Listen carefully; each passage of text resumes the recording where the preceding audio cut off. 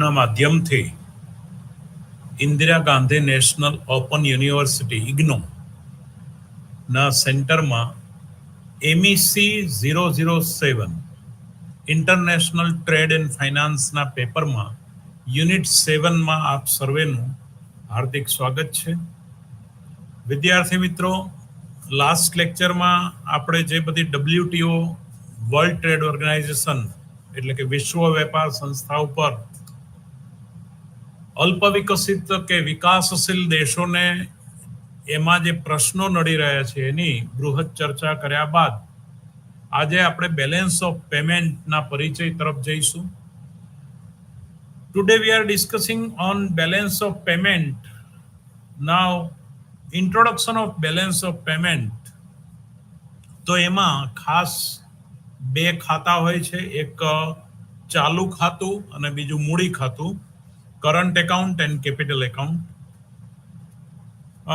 Current account payment જે છે records transaction on account of trade in goods and services unilateral transfers. એટલે કે balance of પેમેન્ટમાં ચાલુ ખાતામાં વસ્તુ અને સેવાઓના વિનિમયોનો સીધો હિસાબ રાખવામાં આવે છે. Balance of payment should gives always balance in accounting sense.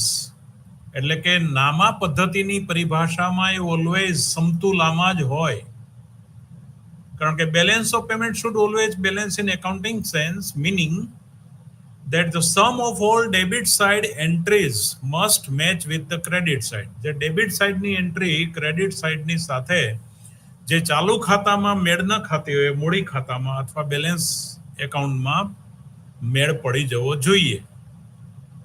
એટલે કે on account of various reasons some entries do not get properly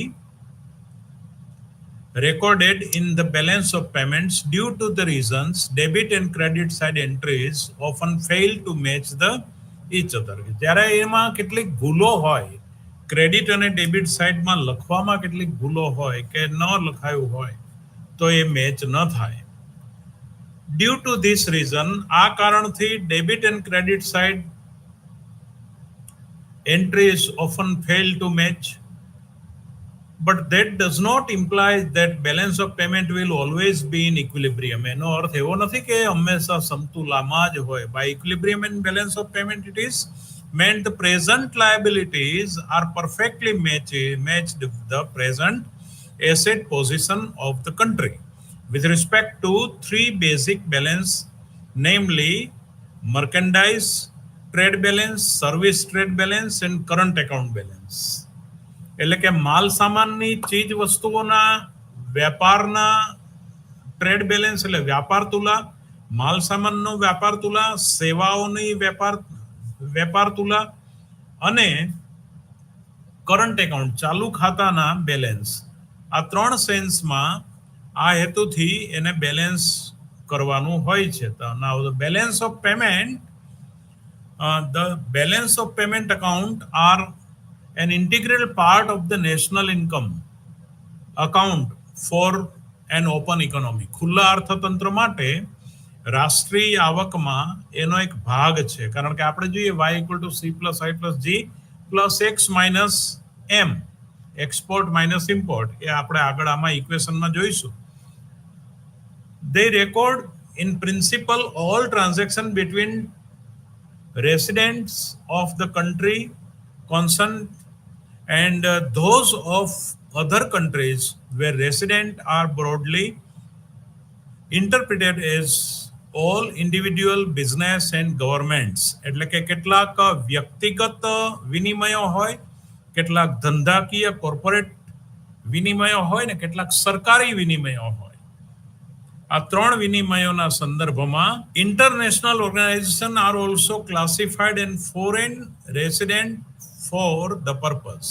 એટલે એના પણ એક ખાતા પાડવામાં આવેલા હોય છે. The balance of payment accounts however serve another purpose. એટલે કે લેણદેણની તુલા કેમ મેન્ટેન રાખવાની, એના હેતુઓ.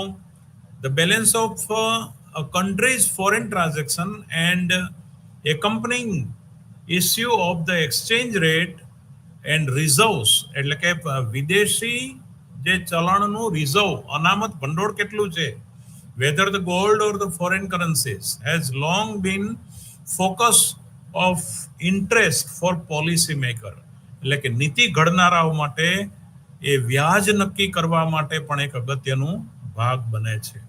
એટલે કે ફોરેન કરન્સી અથવા તો સોનું કેટલું બેલેન્સમાં છે એ જોવા માટે પણ આનો ઉપયોગ કરવાનો છે. The balance of payment book keeping.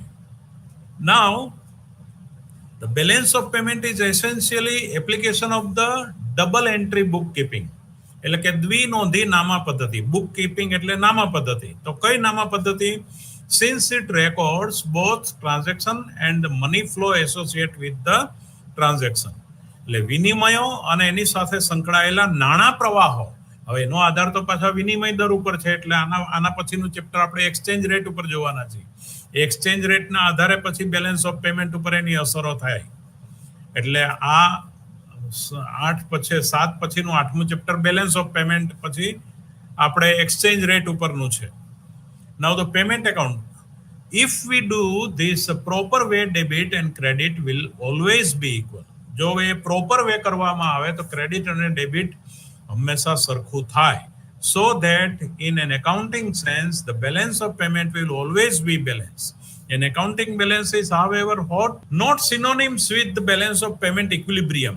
એનો અર્થ એની સમતુલા સાથેનો નથી, પણ જો એ પ્રોપર વે કરવામાં આવે તો એ બંને સમતુલામાં જ ખાતાઓ ચાલે. It is important to keep the mind balance of payment account records flow between countries over a specific period of time. કોઈ પણ એક વર્ષ માટેનું એનું જમા ઉધાર પાછું મેન્ટેન બુક કીપિંગ પદ્ધતિથી મેન્ટેન કરવામાં આવે. Some items in balance of payment are readily identified as flows such as export.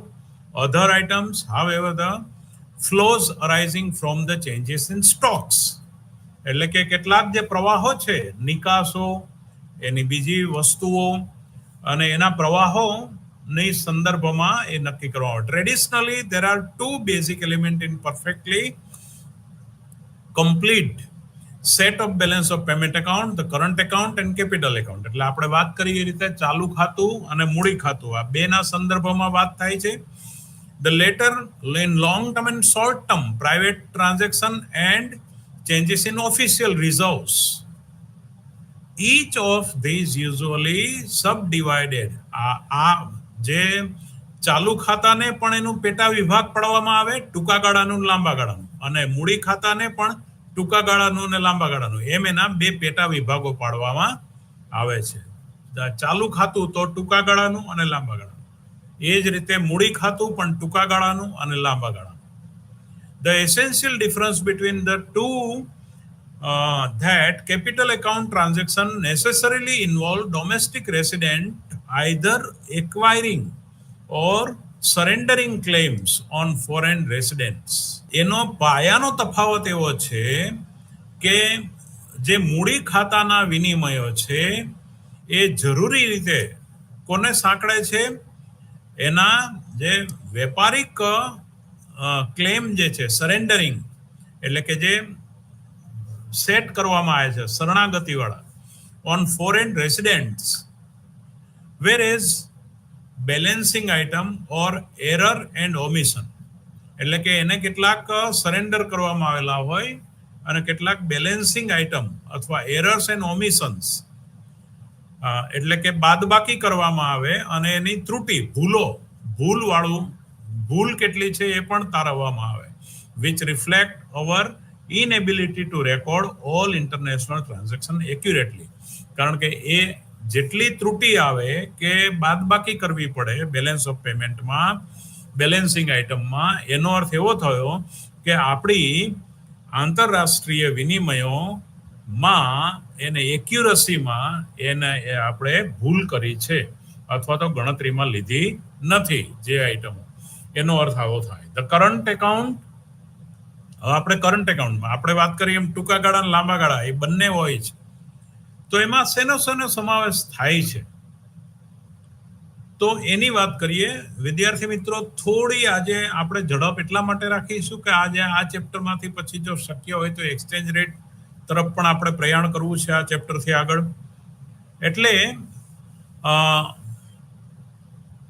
આમાં ખાસ કરીને કઈ કઈ બાબતોનો balance of export and import એટલે કે આયાતો અને નિકાસો. It is often useful to economic purpose distinguish between the factor and non-factor services trade in the latter of which shippings, banking and insurance services. બરાબર, જે જહાજી પછી વાણિજ્ય અને વીમાકીય સેવાઓ અને મર્કેન્ડાઇઝ ટ્રેડ એટલે કે વ્યાપારિક માલનો વેપાર એટલે વસ્તુઓ અને સેવાઓ એને લેણદેણની તુલા કહેવાય, બેલેન્સ ઓફ પેમેન્ટ. અને માત્ર વેપારિક ફિઝિકલ વસ્તુઓના વેપાર તરફ જઈએ તો એને બેલેન્સ ઓફ ટ્રેડ કહીએ, વ્યાપાર તુલા. વ્યાપાર તુલામાં માત્ર દ્રશ્ય વસ્તુઓની જ આયાત નિકાસ નો સમાવેશ થાય છે અને લેણદેણની તુલામાં દ્રશ્ય અને અદ્રશ્ય એટલે બેન્કિંગ સેવાઓ, વીમાની સેવાઓ, બીજી સેવાઓ, બધી જ સેવાઓને જો દ્રશ્ય વસ્તુની સાથે સાંકળો તો એ લેણદેણની તુલા બની જાય છે. Now flow and outflow whose value will be determined by the same variable would affect the demand and supply of goods. એટલે માંગ અને પુરવઠા વસ્તુઓના એના પર આધાર રાખે છે. Factor services which consistent of interest, profit and dividends are on the other hand payment for inputs. એટલે કે નફો, એનું ડિવિડન્ડ, એનું વ્યાજ, એની જે ચૂકવણી જે નિક્ષેપોની એ પણ એક બાજુ મૂકવામાં આવે છે. Unilateral transfer or unrequired receipt, જે બિનજરૂરી રિસિપ્ટ એટલે મેળવવું એટલે કે જે unrequired unilateral transfer which resident of the country receive for free. કેટલીક વસ્તુઓ એમ કે અનુદાન તરીકે મળતી હોય કે સબસિડી મળતી હોય, વિદેશમાંથી દાન મળતા હોય, without having a make A presence of future in written એટલે એને ભવિષ્યમાં પાછા આપવાના હોતા નથી, એવી પણ કેટલીક વસ્તુઓ દાન તરીકે મળતી હોય. The net values of balance of visible trade and of invisible trade of unilateral transfer define the balance of current account. Now table 7.1 આપણે તમારી પુસ્તકના પાના નંબર 94 પર information technology enable services ITES એના સેન્ટરમાં અધર also notice the private transfer mainly remittance from NRIs far exceed official transfer, foreign aid and એટલે કે વિદેશી મદદ જે લોન પેટે કેમ મળતી હોય, from the grant from the other countries, બીજા દેશોમાંથી જે ગ્રાન્ટ મળે છે એ બધી વસ્તુ. તો આ બધી વસ્તુઓને કરંટ એકાઉન્ટ બેલેન્સ રિયલમાં 2004-05 તમારી બુકમાં પાના નંબર 94 અને 95 પર આપેલું છે. હું એનો અભ્યાસ આ તમને બતાવું છું. આ ક્રેડિટ છે, આ ડેબિટ છે અને અહીંયા જે તે વસ્તુનું કે સેવાઓ કે વ્યવહારોનું નામ લખેલું છે. તો એ અહીંયા બતાવેલું છે જે તે વ્યવહાર, પછી આ ક્રેડિટ, આ ડેબિટ અને આ પ્લસ માઇનસ જે જમા કે ઉધાર. તો એમાં મુખ્ય બે ચરણમાં આઈટમ છે. એક મર્કેન્ડાઇઝ એટલે કે વેપારી માલ મુદ્દાઓ,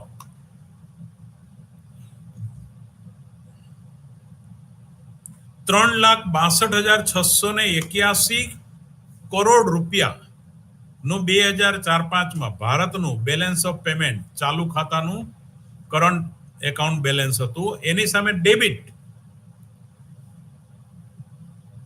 5,33,778 કરોડ રૂપિયાનું હતું.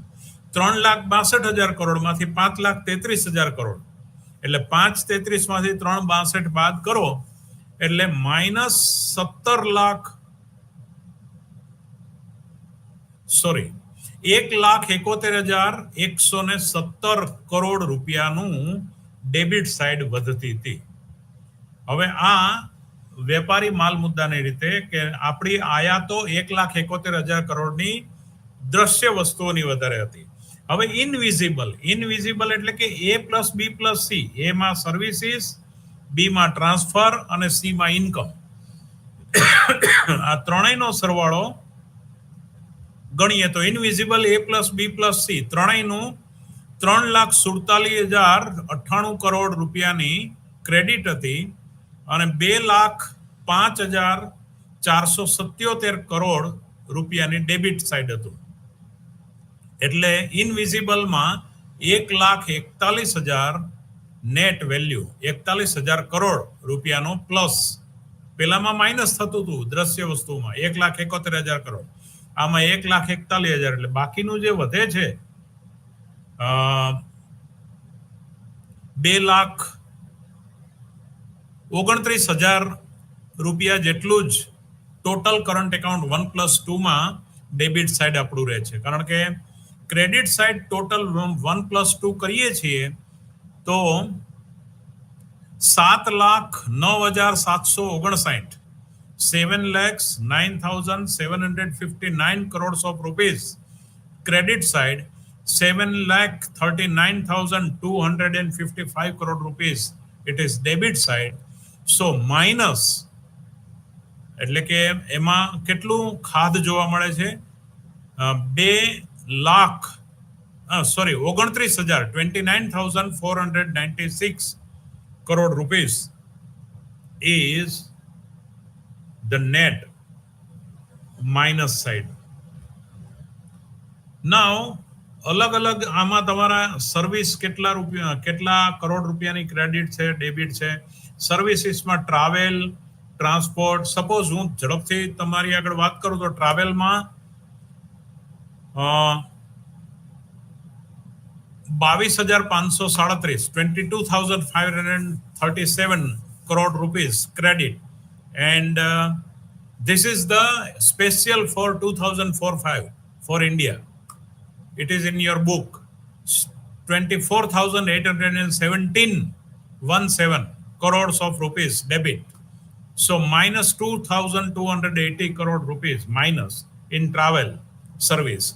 Transport services એટલે અમેરિકાના મુસાફરોએ અહીંયા અથવા અહીંના મુસાફરોએ અમેરિકામાં કરેલો ખર્ચ, એનું જે રિઝર્વ બેંક પાસેથી લીધેલા ડોલર, રૂપિયાના ડોલર કરીને પછી બહાર ફરવા ગયા હોય અમેરિકા, ત્યાં કરેલો ખર્ચ, પછી ટ્રાન્સપોર્ટેશન, ઇન્સ્યોરન્સ, આપણી વીમા કંપનીઓએ વિદેશમાં આપેલી સેવાનું મૂલ્ય, વિદેશી કંપનીઓએ આપણા દેશમાં આપેલી સેવા, જેમ કે આઈસીઆઈસીઆઈ લોમ્બાર્ડ, તો આપણી આઈસીઆઈસીઆઈ પણ લોમ્બાર્ડ એટલે બીજી અન્ય ફોરેનની કંપનીઓ જે છે એણે અહીંયાથી ઊભા કરેલા પૈસા તો આપણે ડેબિટ સાઈડમાં થાય, કારણ કે આપણે એની સેવાઓનો ઉપયોગ કર્યો છે.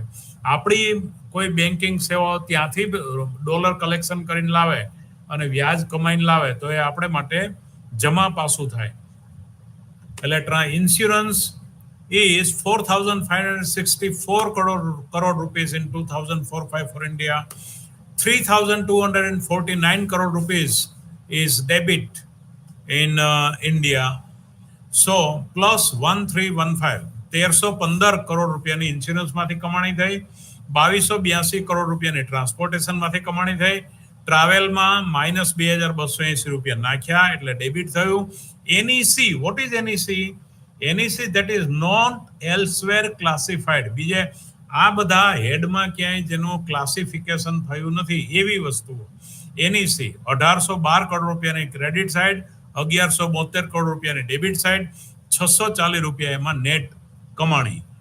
મિસેલેનિયસ એટલે પરચુરણ ખર્ચો 1,78,124 કરોડ ક્રેડિટ, 1,49,023 કરોડ ડેબિટ, 1,63,201 કરોડ રૂપિયા પ્લસ માં રહે છે. Of which software services 7,77,609 crore રૂપિયાની credit side, software services 3,021 crore રૂપિયા ડેબિટ સાઈડ, એટલે 74,588 crore rupees earnings, that is credit. એટલે પ્લસ ટ્રાન્સફર 96,318 કરોડ રૂપિયા, 96,318 crore rupees transfer. Official transfer and private. Official is credit in 2,785 crores rupees. Private transfer is 93,533 crore rupee credit. Now official transfer, debit side 142 crore and private transfer debit side 1797 crore.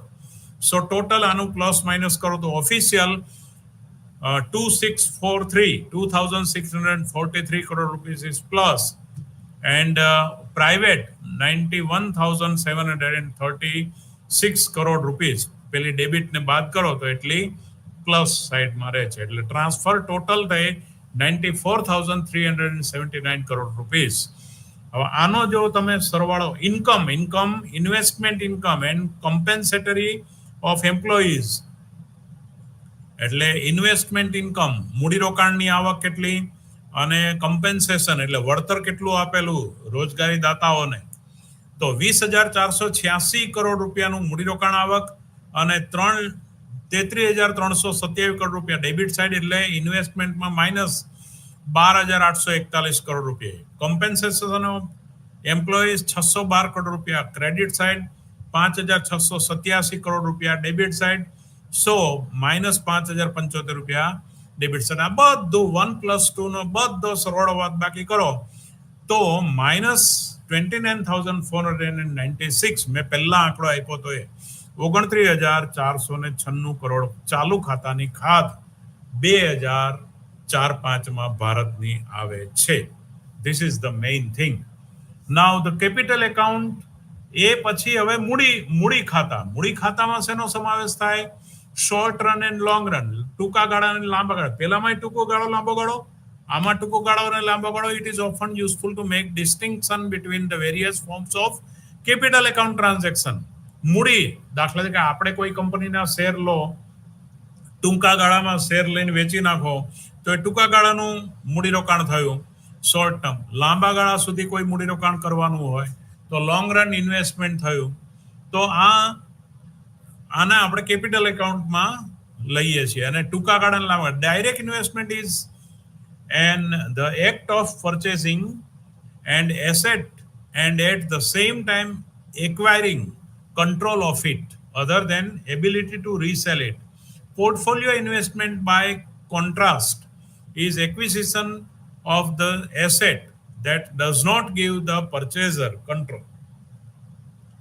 An obvious example of the purchase of share in foreign company or bond issued by the foreign government, loan made to foreign firms or governments come into the same broad category. Such portfolio investment is often also distinguished the period of the loan, short, medium or long are conventional distinction, although in many cases only the short and long categories are used.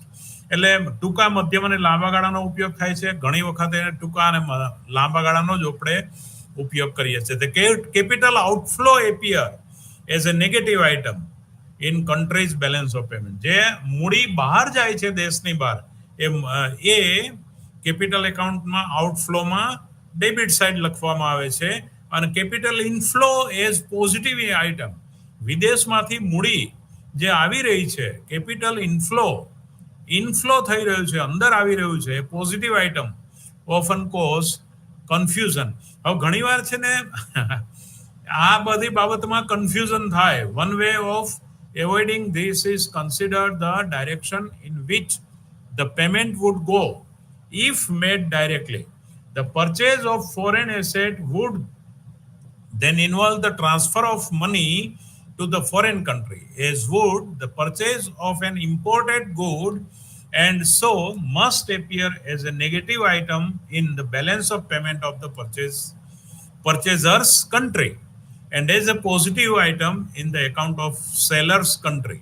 એટલે શું કહે છે the purchase of the foreign asset વિદેશની તમે કોઈ મિલકત મૂડી ખરીદો છો would then involve the transfer of money જે એમાં તમે મની ટ્રાન્સફર કરો છો ટુ ધ ફોરેન કન્ટ્રી પરદેશની સાથે તમે તમારા નાણાં જે આપીને પરદેશની મિલકત ખરીદો છો. ધારો કે તમે કોઈ કંપની ખરીદો કે કંપનીના શેર ખરીદો the purchase of foreign asset would the involve the transfer of money in foreign country as would the purchase of an imported goods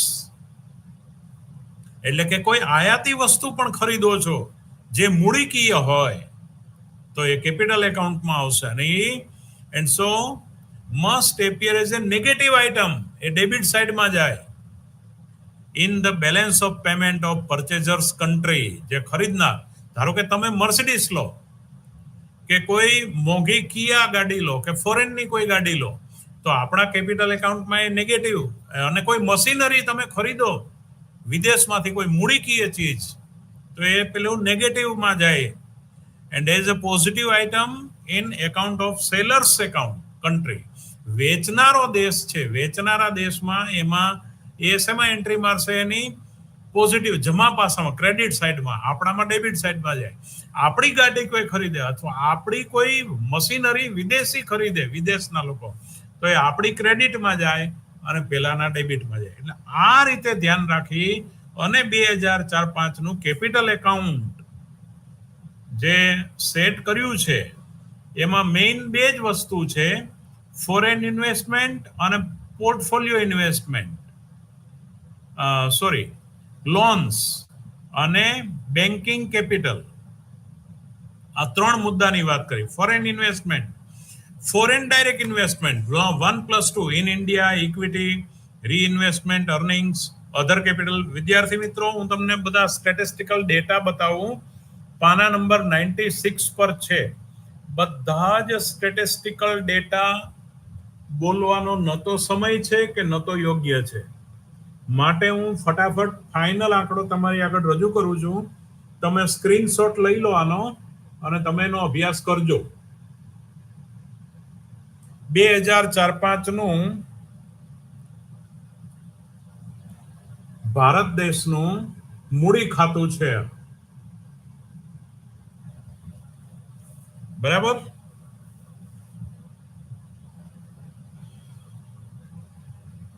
તો final 1+2 foreign investment 2,06,696 crore credit છે અને 1,53,377 કરોડ રૂપિયા ડેબિટ છે.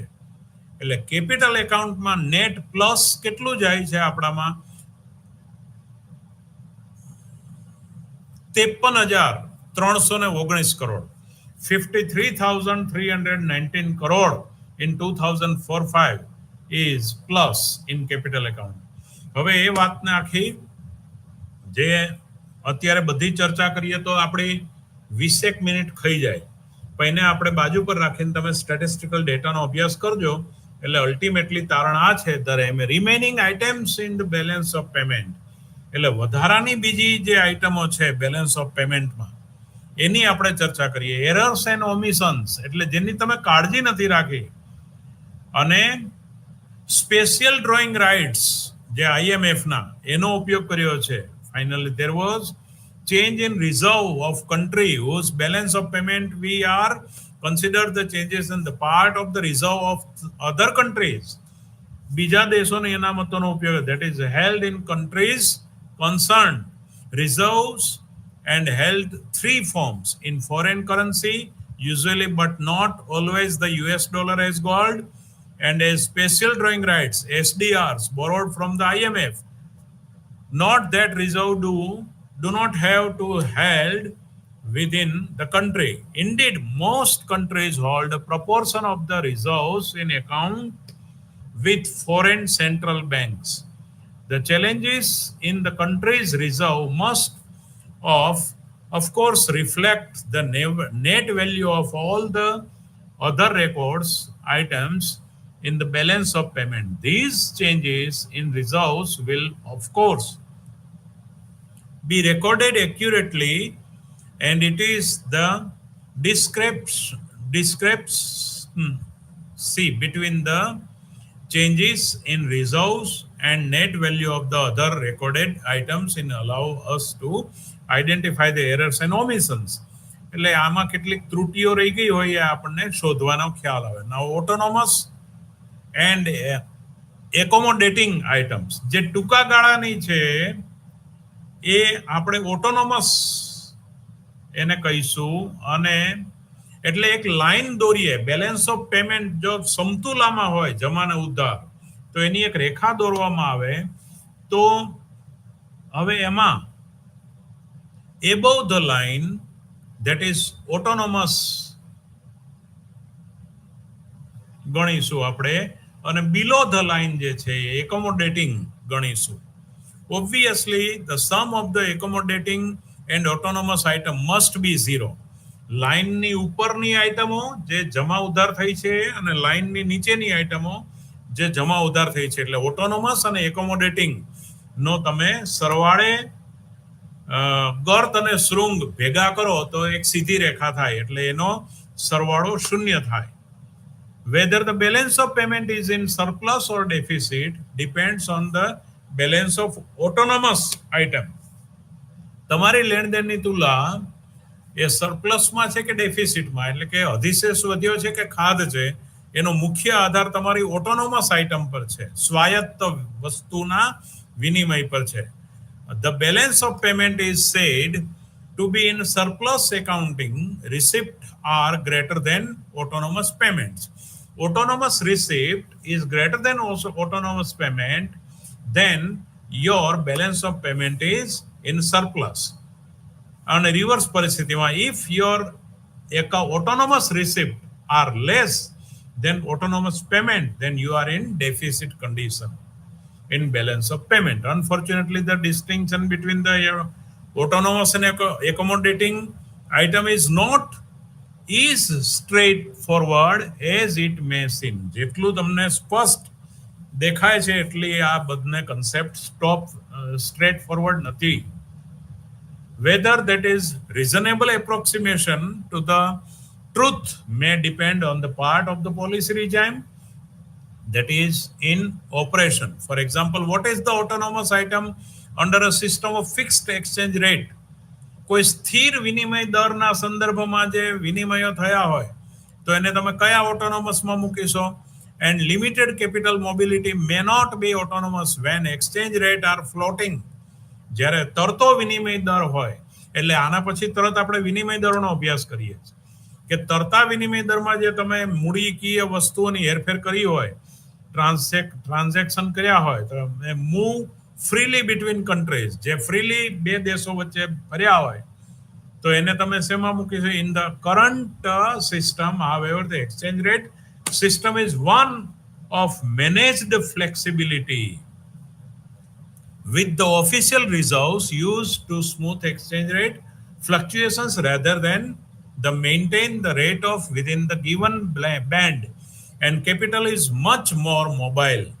A case can made for regarding capital movements as autonomous under this system determined by the investment opportunities, savings rates, બચત દરો છે, મૂડીરોકાણની તકો છે, એના આધાર પર તમે નક્કી કરી શકો. Movements in capital determine the exchange rate, which is in turns determine the current account balance, so that trade in goods and services is the accommodating item. એટલે કે વસ્તુ અને સેવાઓ જે છે એને આપણે એકોમોડેટિંગ આઇટમમાં મૂકીએ. તો now deficit and surplus in the balance of payment. Now the basic balance, પાયાની સમતુલા કોને કહેવાય? એ બહુ અગત્યની વાત છે. And the basic balance is defined as the sum of the current account balance and the net balance on long term capital. લાંબા ગાળાની મૂડીના સંદર્ભમાં ચાલુ ખાતાની તુલા નો સરવાળો અને લાંબા ગાળે મૂડી,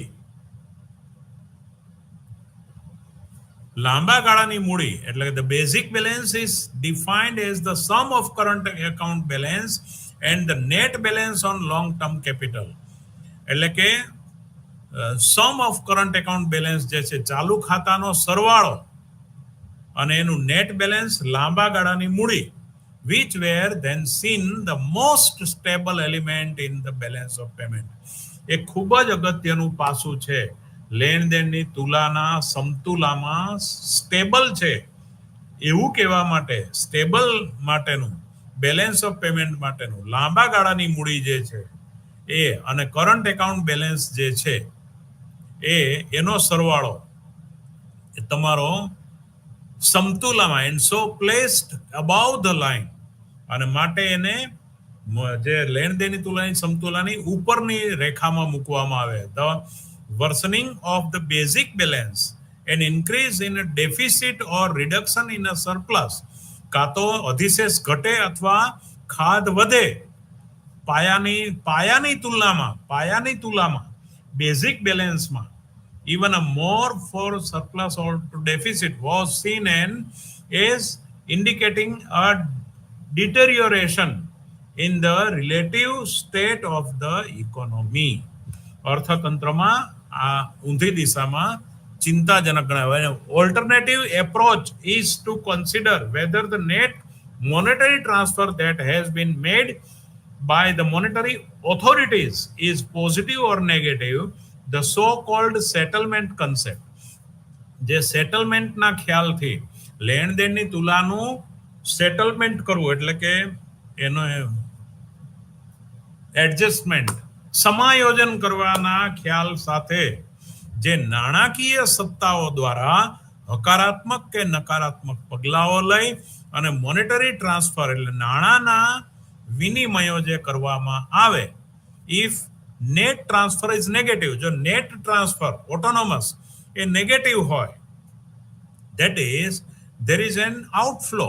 એનો અર્થ એવો કે તમારા દેશમાંથી વધારે પાણી બહાર જઈ રહ્યું છે, then the balance of payment is said to be deficit અને માટે તમારી લેણદેણની તુલા ખાધમાં છે. But if there is an inflow, જો તમારા દેશમાં બહારથી તળાવમાં પાણી આવી રહ્યું, દેશમાં પાણી આવી રહ્યું છે એટલે કે મૂડી એટલે કે જે મોનેટરી ટ્રાન્સફર તમારી ફેવરમાં છે, ઇનફ્લો અંદર છે, then it is surplus. તો પછી એ અધિશેષ વધે છે. The basic premise is that the monetary authority are the ultimately financier of any deficit in the balance of payment. એટલે કે જે મોનેટરી ઓથોરિટી નાણાકીય સત્તા એ આખરે આપણા ખજાનચી છે, ફાઇનાન્સિયર છે of any deficit in balance of payment. કોઈ પણ ખાધના લેણદેણની તુલના ખાધના કે સરપ્લસના એ ખજાનચી ગણાય. These official settlements are thus seen as the accommodating item, all other being autonomous. એટલે કે એ સ્વાયત્ત રીતે. આ તો કેવું છે કે તમે જ્યારે કોઈ પણ વાહન લઈને પેલું ઘણી વખત આપણે રોડ પર નથી જોતા લગેજ, પેલું વાહન લઈને જતા હોય લગેજ લઈને, તો બિચારા રસ્તામાં કશું વસ્તુઓ બાંધેલી હોય ટ્રકમાં કે છૂટી જાય તો એની પેડે રોડ પર બધું પેલું થાય, એનું વેરાઈ જાય આખું. તો અને આખો સેફલી ધારો કે એક સ્થળેથી બીજે સ્થળે ટ્રાન્સફર થાય. એટલે આ કદાચ એવો ખ્યાલ આપણને થોડો આમ મગજમાં આવે કે જો તમે ડેબિટ સાઈડ વધારે હોય તો રસ્તામાં પછી એમાં પેલું દોરડાઓ બધી બાજુ બાંધ્યા હોય પરાણે એના જે ગોડાઉન સુધી પહોંચાડે વસ્તુઓને અને કઈ છૂટ્યા વગર હાંસકારો થાય ડ્રાઈવરને કે આપણે સુરક્ષિત જગ્યાએ પહોંચી ગયા. એટલે ઘણીવાર એવું ચાલતું હોય દેશોમાં પણ બેલેન્સ ઓફ પેમેન્ટ ને પરાણે બેલેન્સમાં રાખવા પડતા હોય, ઘણીવાર બેલેન્સમાં ના રહે, ડેબિટ સાઈડ વધી જાય. એટલે આ પ્રમાણે બેલેન્સ ઓફ પેમેન્ટના બેઝિક બેલેન્સને સમજવાની કંઈક થોડીક મેથોડોલોજી છે. જેટલી સરળતાથી સમજાય છે એટલું સરળ છે નહીં. નાઉ યુનિટ 8માં international monetary system and exchange rate ની વાત કરવાના છીએ. એટલે કે વિનિમય દર અને આંતરરાષ્ટ્રીય નાણાકીય પદ્ધતિઓ. તો આમાં પહેલા તો આપણે એની હિસ્ટ્રી જોવાના છીએ. Describe the history of international monetary system, discuss the fixed exchange rate regime under gold standard, સુવર્ણ ધોરણ હેઠળના સ્થિર વિનિમય દરના ધોરણોને આપણે જોવાના છીએ. Explain the dollar based gold standards. એટલે પછી 1970 ની આજુબાજુ પછી એવા પણ 1800 64 થી 1914 ને પછી 1970 સુધીનું એ ઇતિહાસ જુઓ તો એ વખતે અમેરિકાને સ્ટાન્ડર્ડ ગણ્યું અને એ વખતે ડોલરના સંદર્ભમાં ધારો કે ઉદાહરણ પણ છે તમારી બુકમાં, હું આવશે એટલે કહીશ કે 1 પાઉન્ડ ઇંગ્લેન્ડ ધારો કે ખરીદે છે તો એ ડોલરના કેટલી 1 અંશ સોનાની વેલ્યુ કેટલી રાખવી, તો 1 અંશ સોનાની કિંમત ડોલરના સંદર્ભમાં નક્કી કરવામાં આવે અને એ ડોલરના સંદર્ભમાં વિશ્વના તમામ દેશોના લેણદેણની તુલના નક્કી કરવામાં આવે. એને ગોલ્ડ એક્સચેન્જ સ્ટાન્ડર્ડ સિસ્ટમ કહેવાય છે. તો ફરીવાર જો સોનાની તુલનામાં ડોલરની ભાવ નક્કી કરો કે 1 અંશ સોનું બરાબર $1. ધારો કે આવું નક્કી કર્યું હોય તો પછી હવે તમારે અથવા 1 પાઉન્ડ એવું નક્કી કરો, પછી 1 અંશ સોનાની ડોલરના સંદર્ભમાં મૂલ્ય નક્કી કર્યા પછી ડોલરના સંદર્ભમાં દરેક દેશો પોતાના ચલણનું મૂલ્ય નક્કી કરે. તો આ gold exchange standard system dollar based હતી. Justify the price and income adjustment, કિંમત અને આવકના સમાયોજન ને જસ્ટિફાઈડ કરવું. Give reason for floating rates and managed floating regimes, તરતા વિનિમય દર ના કારણો આપવા અને એને સમાયોજિત સંચાલિત કરવા. Critically examine the monetary approach to balance of, એની ટીકાત્મક દ્રષ્ટિએ જોવું કે નાણાકીય ખ્યાલ બેલેન્સ ઓફ પેમેન્ટનું એનું પરીક્ષણ કરવું. તો આટલી વાત આપણે આ ચેપ્ટરમાં જોઈએ. તો શરૂઆત કરીએ આપણે કે એક્સચેન્જ સ્ટાન્ડર્ડ રેજિમ કે exist 1973 and floating of flexible rate system came into vogue. The era of IMS, International Monetary System, since 1973 1973 થી આંતરરાષ્ટ્રીય નાણાં પદ્ધતિની methodology, better described as managed float or no system, along with the transaction, the evaluation difference IMS since 1873. We will also focus our attention to balance of payment or external adjustment in an open economy. ખુલ્લા અર્થતંત્રની દિશામાં આપણે આપણું ધ્યાન કેન્દ્રિત કરીએ છીએ અને 1873 થી ચર્ચા in this regard. We will discuss the price and income adjustment under fixed and monetary approach to balance of payment under floating rate, તરતા વિનિમય દરના સંદર્ભમાં.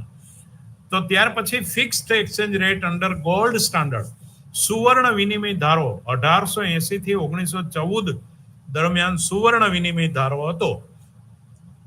તો નાઉ space commodity standard implies the predominance of the metal like gold and silver as a circulating media of the economy. એટલે કે સોનું અને ચાંદી જેવી કિંમતી ધાતુઓના સંદર્ભમાં 1880 થી 1914 દરમિયાન વિનિમય દરો નક્કી થયા. સપોઝ કે jewellery, industrial theory, they enjoyed relatively stable value in terms of other commodities.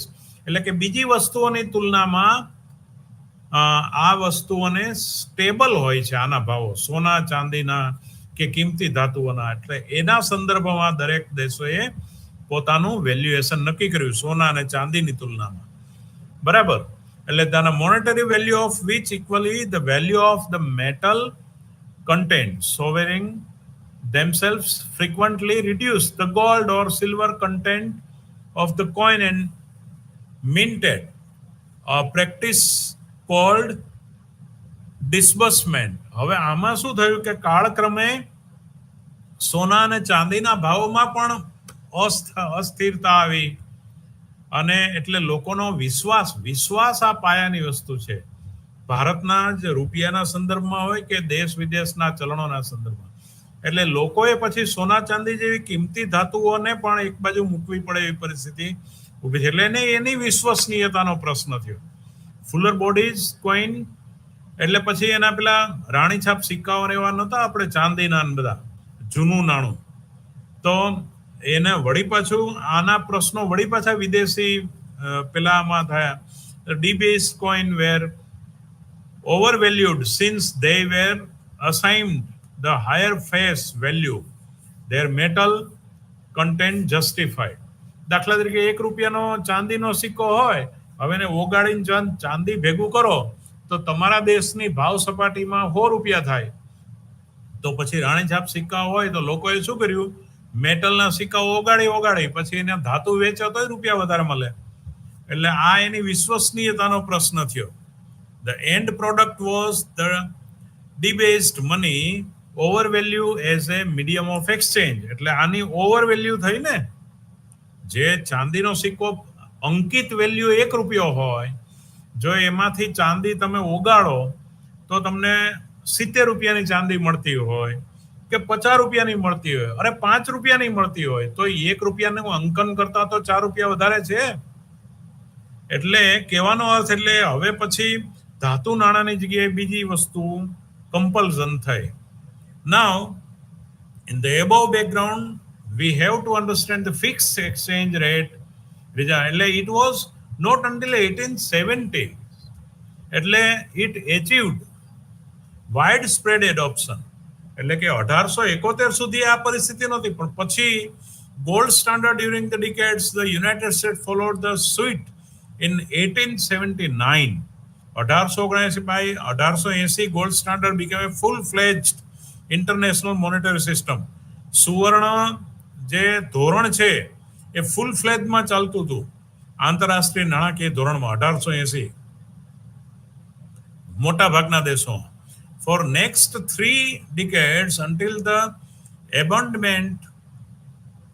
amendment of after outbreak of World War 1914, 1914 ના વિશ્વ યુદ્ધ પછી international gold standard regime supreme and came into the incorporate the major trading countries colonial territories of the time. 1914 ના પ્રથમ વિશ્વ યુદ્ધ પછી, બરાબર, એ પ્રશ્ન થયા અને પછી ત્યાર પછી પ્રથમ વિશ્વ યુદ્ધ પછી આંતરરાષ્ટ્રીય સુવર્ણ ધારણો ભાંગી પડ્યો. 1880 માં તો ફૂલ ફ્લેજમાં ચાલતો હતો. Now the salient feature of the gold standard, તો એના 3 મુખ્ય salient feature છે. Number 1, a country fixed the value of currency in item of gold. બરાબર, સોનાના સંદર્ભમાં. સપોઝ તમારી બુકમાં પાના નંબર 104 પર એનું ઉદાહરણ આપ્યું છે કે US પ્રાઇસ ઓફ ગોલ્ડ $20.67 પર ઓન્સ. 1 ઓન્સના ધારો કે $20.67 હોય અને બ્રિટેન વોઝ સેટ 4.24 પર ઓન્સ. OUNCE ઓન્સ, જેમ આપણે તોલું કહીએ છીએ ને 10 ગ્રામ, એમ ઓન્સ એનું મૂલ્ય છે, એનું એકમ છે સોનાનું. તો ધારો કે 1 અંશ સોનામાં બ્રિટને પોતાના 4.24 પાઉન્ડ નક્કી કર્યા અને અમેરિકાએ 20.67. સોનાના સંદર્ભમાં દરેક દેશો પોતાના ચલણનું મૂલ્ય નક્કી કરે. તો 20.67 નક્કી કર્યા હોય તો બહુ સ્પષ્ટ છે. તો હવે પાઉન્ડના સંદર્ભમાં ડોલરની વેલ્યુ કેટલી થાય?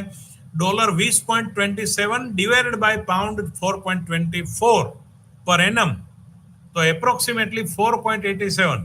તો 1 પાઉન્ડના ડોલર કેટલા થાય? $4.87. $4.87 ની વેલ્યુ થાય. પાઉન્ડની ડોલરમાં મૂલ્ય કેટલું થાય? 1 પાઉન્ડના 4.87 થાય. એટલે આ રીતે ઇન્ટરનેશનલ ગોલ્ડ સ્ટાન્ડર્ડથી દરેક દેશો એકબીજાનું નક્કી ચલણના મૂલ્યો નક્કી કરતા. ભારતનું રૂપિયાનું ડોલરમાં, ડોલરનું પાઉન્ડમાં, પાઉન્ડવાળા ડોલર કે રૂપિયાના સંદર્ભમાં. હવે એ જ રીતે ધારો કે 1 અંશ સોનું, ધારો કે પર પાઉન્ડ $4.87 નક્કી થયું હતું 1 અંશ સોનાનું. તો under pure gold standard free trade in gold was assured. એટલે ફ્રી ટ્રેડ આમાં હતું, એમાં કોઈ જકાતો કે એવું કશું નહીં, પણ આ વિનિમય દરે પાઉન્ડ વાળા ડોલર સાથે વિનિમય કરે, ડોલર વાળા પાઉન્ડ સાથે વિનિમય કરે. And then exchange rate pound in British foreign exchange market to obtain 21.22. It is equal to 4.24 into 5 by per pound. ધારો કે $21.20 એટલે કે $5 4.24 જે $20.67 એક અંશનું હતું. હવે ધારો કે એનું મૂલ્ય ફરે તો $5 4.24 ની જગ્યાએ $5 પર પાઉન્ડ થાય. thereby he would make a profit 0.53 per ounce of gold. હવે જો 4.24 ની જગ્યાએ $5 મળે પર પાઉન્ડના તો 53 સેન્ટ નો પર અંશ સોનાએ અમેરિકનને ફાયદો થાય. એટલે buying and selling gold across countries એટલે લોકોએ પછી સોનાનો સટ્ટો ચાલુ કર્યો કારણ કે 53 સેન્ટ મળે છે ને. હવે 53 સેન્ટ મળે એટલે શું કરવાનું? ખરેખર માર્કેટ રેટ પ્રમાણે $1 ના કેટલા મળે? 4.24 પાઉન્ડ, બરાબર. હવે 4.24 ની જગ્યાએ મળે પણ હવે ધારો કે કંઈક એવું ફેરફાર થાય કે $5 મળતા થઈ ગયા તો સોનાની તુલના સોનાનો ભાવ તો શું છે બ્રિટનમાં? 4.24 પાઉન્ડ. હવે હું શું કરું? હું એટલે કોઈ પણ પાર્ટી $5 નું ત્યાંથી પાઉન્ડ કરી અને લઈ લો એટલે તમને સીધો 53 સેન્ટનો ફાયદો થાય અમેરિકામાં. તે પણ એટલે સોનાનો સટ્ટો ચાલુ થઈ ગયો. એટલે આવી રીતે ગોલ્ડ પોઈન્ટ એટલે this process of the buying and selling to take advantages of different prices in different markets is known as એટલે ક્યારેક વધારે બુદ્ધિના પ્રશ્નો ઊભા થઈ ગયા. એટલે arbitrage those who engage in these transactions are known as arbitrages. આ પ્રકારના સટ્ટાના ટ્રાન્ઝેક્શનને આર્બિટ્રેજ ટ્રાન્ઝેક્શન કહેવાય. એટલે એવા ચાલુ થઈ ગયા. The Central Bank of Monetary Authority has to hold gold reserve in a direct relationship to money notes it issues. With this provision, the monetary authority could engage smoothly in the purchase and sales of gold and would not land up in situation of not being able to fulfill sudden demand for gold. એટલે હવે જે પેલી સોનાની ખાદ ઊભી થઈ જે તે જગ્યાએ એ તાત્કાલિક પૂરી શકાય એવી નહોતી એટલે સટ્ટાનો ચાન્સ મળ્યો. Supply of gold can alter on account of increase in gold production, some of which are sold directly to the domestic residents. એટલે કે કેટલાક ઘરગથ્થુ રીતે પોતાના દેશમાં આ રીતે સોનું વેચવાનું ચાલુ થઈ ગયું. Now balance of payment surplus implying domestic resident received gold for their net sale to foreign. હવે એ તો ફોરેનના તુલનામાં હતું અને દેશની અંદર જ આ વસ્તુ ચાલુ થઈ ગઈ.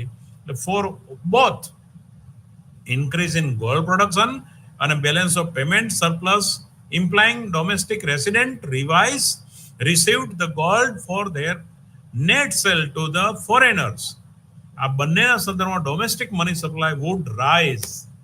એટલે કે હવે નાણું તો શેના સંદર્ભમાં જેટલું સોનું હતું કિંમતી ધાતુ એને રિઝર્વ બેંક તિજોરીમાં મૂકીને એટલું નાણું પ્રોડ્યુસ કરતી હતી જે તે સેન્ટ્રલ બેંક જે તે દેશની મધ્યસ્થ બેંકો. એટલે હવે નાણાંનું પ્રમાણ વધી ગયું કારણ કે સોનાનું પ્રમાણ વધ્યું જે તે દેશમાં આંતરિક રીતે. એટલે આને કારણે પ્રશ્નો ઊભા થયા. Now experience arbitraries. Now experience with the gold standard regime 1880 to 1940. એટલે ગોલ્ડ સ્ટાન્ડર્ડ નું જે ધોરણ હતું એ 1880 થી 1914 માં ચાલ્યું પણ ત્યાર પછી એના અનુભવો કેવા થયા તો આર્બિટ્રેરીજ વધ્યા. એ આપણે જે બહુ વ્યવસ્થિત સમજાય તો આ વિશ્વ યુદ્ધો દરમિયાન during the interwar period there was an attempt to re-establish the gold parity at the pre-war level by Britain and similar attempt but undervaluing their currencies from the pre-war level by એટલે કે સોનાની તુલનામાં એનું under evaluation મંડ્યું થવા. એટલે by other countries gave rebirth to gold standard, એટલે કેટલાક દેશોએ ફરીથી પુનર્જન્મ કર્યો સુવર્ણ ધોરણનો, which no way was similar to the pre-war classical gold standard regime. જે પ્રશિષ્ટ જૂનું સુવર્ણ ધોરણ હતું એ પ્રમાણે હતું નહીં. This return proved to be short-lived ultimately with the emergence of great depression in India. અને આ બધી વસ્તુ ડખા થયા એના પરિણામે 1929 ની અંદર જે બીજા વિશ્વયુદ્ધ દરમિયાન, બરાબર, એટલે કે આઉટબ્રેક ઓફ વર્લ્ડ વોર 2 1929 ની અંદર ગ્રેટ ડિપ્રેશન આવ્યું, વૈશ્વિક મહામંદી આવી. અને આ વૈશ્વિક મહામંદી આવી અને ત્યાર પછી બધું આ ભાંગી પડ્યું, બરાબર. ગોલ્ડ સ્ટાન્ડર્ડ 1929 ની મહામંદી આવી. Now fixed exchange rate under the dollar, એટલે આ આર્થિક ઇતિહાસ આખો આંતરરાષ્ટ્રીય વેપારનો વાંચવા જેવો છે.